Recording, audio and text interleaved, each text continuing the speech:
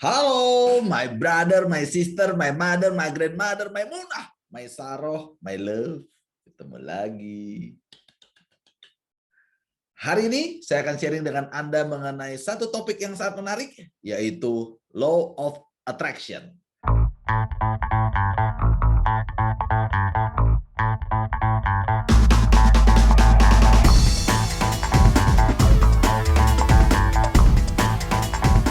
Ada 3 agenda yang ingin saya bahas. Pertama adalah apa itu Law of Attraction. Kedua, bagaimana cara kerja Law of Attraction. Dan yang ketiga, mengapa seseorang perlu mempelajari tentang Law of Attraction. Law of Attraction sangat populer awal-awalnya oleh Rhonda Byrne melalui film dan buku The Secret. Saya yakin Anda sudah pasti pernah dengar juga.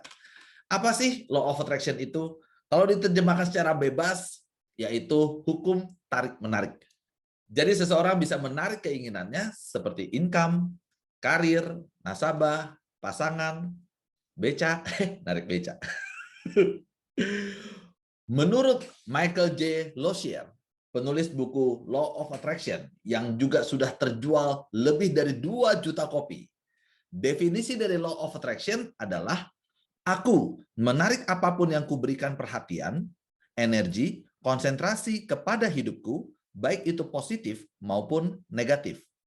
Nah, trikinya ada di sini, jadi seseorang menarik segala sesuatu ke dalam kehidupannya. Hal yang positif maupun yang negatif. Negatif juga, Pak? Yes. Itulah sebabnya saya yakin Anda pernah ngalamin ketemu sama orang yang mengeluh terus mengenai hal yang sama. Misalnya dapat pacar, pacarnya galak terus. Ini pacaran sama orang, apa sama anjing. Jadi dapat pacar, yang pertama galak, kedua galak, yang ketiga galak lagi. Anda nggak perlu ngerti listrik untuk kesetrum. Maksudnya apa? Itu yang kita sebut dengan hukum. Sama halnya seperti Anda memahami sebab akibat. Kalau orang menanam semangka, ya akan tumbuh tanaman semangka. Nggak mungkin tumbuh yang lain. Dan nggak perlu mengerti juga mengenai kenapa bisa tumbuh, karena itu yang kita sebut dengan hukum. Orang juga tidak perlu mengerti gravitasi untuk ketika dia taruh pulpen dan pulpennya jatuh seperti ini. Itulah yang kita sebut dengan hukum. Sama halnya dengan Law of Attraction. Kalau Anda pernah menggunakan kata kebetulan, kok bisa tiba-tiba mendadak nggak disangka, pernah pakai nggak kata-kata itu? Yes, berarti Anda sudah pernah merasakan yang disebut dengan Law of Attraction.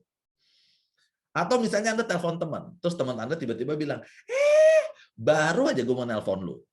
Itu artinya Anda juga sudah pernah merasakan Law of Attraction. Kedua, bagaimana sih cara kerjanya Law of Attraction? Menurut Jerry dan Esther Hicks, sesuatu akan menarik sesuatu yang mirip dengannya. Jadi kata kunci dari Law of Attraction adalah sameness. Apa yang disamakan? Yaitu getaran atau vibrasi. Simpelnya gini, segala sesuatu yang mirip, dia akan tarik-menarik. Masa sih? Saya yakin Anda pernah punya pengalaman ke suatu tempat, misalnya ke luar negeri, misalnya katakanlah ke Afrika. Berarti kan Anda berada di tempat yang berbeda dengan Anda. Tiba-tiba di Afrika, Anda mendengar ada orang ngomong bahasa Indonesia juga. Apa yang Anda lakukan? Yes, mungkin Anda akan samperin orang itu dan Anda nyapa. Terus Anda tanya, dari Indonesia juga. Kenapa kok mendadak Anda tertarik dengan orang itu? Karena inilah hukum dari Law of Attraction, sameness, adanya sebuah kesamaan. Apa sih yang mendasari orang membangun sebuah komunitas?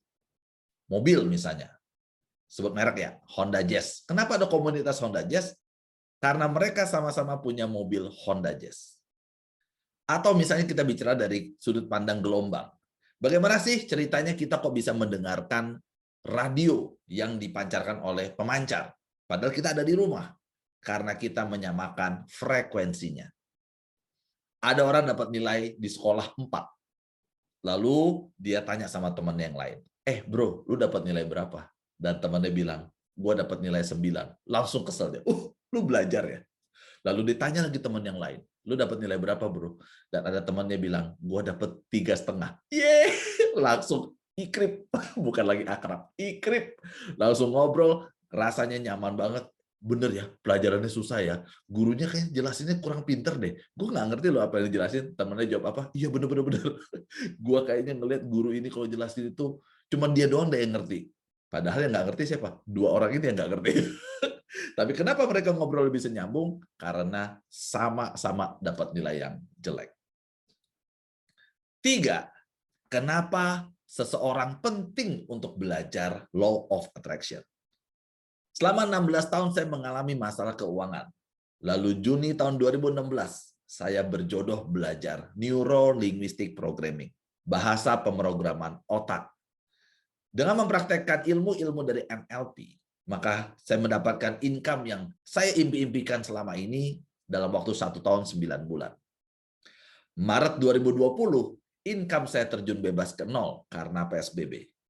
Saat itu saya harus menciptakan income baru. Menggunakan keterampilan NLP plus Law of Attraction, saya bisa mengembalikan income yang saya impikan dalam waktu 2 bulan. Jadi, dengan NLP, saya bisa mendapatkan apa yang saya inginkan dalam waktu 1 tahun 9 bulan. Namun dengan NLP plus Law of Attraction, saya bisa mendapatkan apa yang saya inginkan dalam waktu 2 bulan. Artinya apa?